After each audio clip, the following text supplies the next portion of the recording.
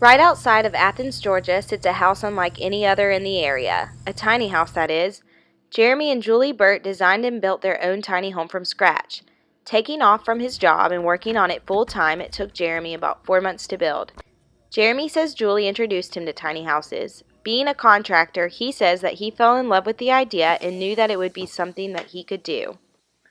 Yeah, right after I saw the first tiny home, I think it was a tumbleweed she showed me. Um, I fell in love with the idea, and I knew that was something I would be able to do because I had all the carpentry skills and the tools. I had a good spot to do it. Um, so yeah, pretty much right away I decided let's go for this. Tiny homes are typically under 400 square feet. The Burt's tiny home is 200 square feet. It has 3 beds and 1 bedroom and is able to sleep up to 4 people. Well, we have here the kitchen area. The great thing about a tiny house, you can stand in one spot and give the whole tour. We got the dining room area, the bunk area, the bathroom. There's a little laundry nook right there, plumbed and ready for a little washer dryer combo. Of course, the main sleeping quarters is up there in the loft. Jeremy went on to explain that building a tiny home was not an easy task. Well, the planning is really the most difficult part. The design. We didn't buy a set of pre-made plans.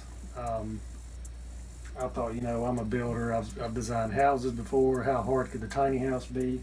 But it was actually a lot harder than designing a full-scale house because you have to be so careful about everything that goes in it. You don't have any room to play with. Every little bit of room is used down to the last quarter inch.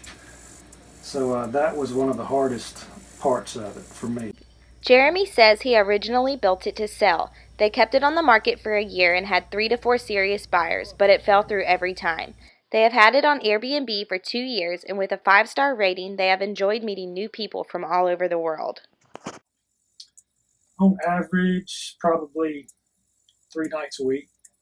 It's pretty much every weekend. Every Friday and Saturday it's rented out and the occasional during the week. The loft is my favorite part about it. It feels kind of like you're in a tree house when you're up there because I've got windows all around and just look out and see the stars or the pond or it's kind of cool like a little fort up there. I'm really happy with the way it turned out. I think it's really cozy and it's neat to stay down here.